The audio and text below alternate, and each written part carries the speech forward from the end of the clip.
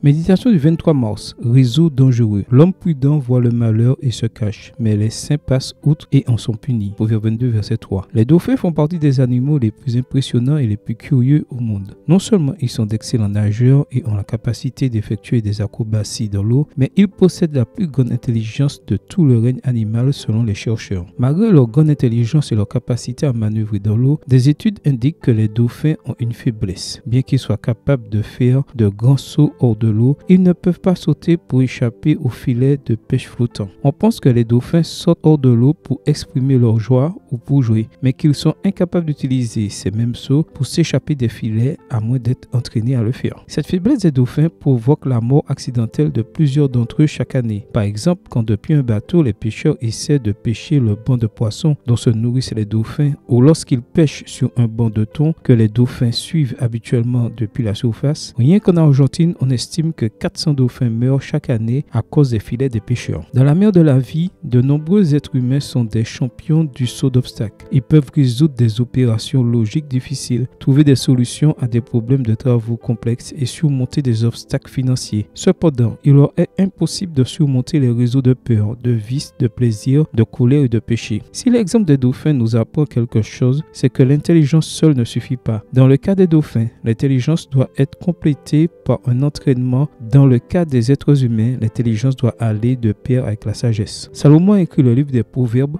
pour rendre prudents ceux qui manquent d'expérience. Proverbe 1, verset 4, version parole de vie. Selon sera avisé, où est selon toi la sagesse dont nous avons besoin pour éviter le danger des réseaux modernes? Dès le début du livre des Proverbes, le sage a écrit que le respect du Seigneur est le commencement de la sagesse. Proverbe 1, verset 7, version parole de vie. Quel que soit le réseau dans lequel tu essaies de naviguer aujourd'hui, la première étape de la formation dont tu as besoin pour devenir plus sage est d'honorer le Seigneur. Amen. Bonne journée à toi et que le Seigneur te bénisse.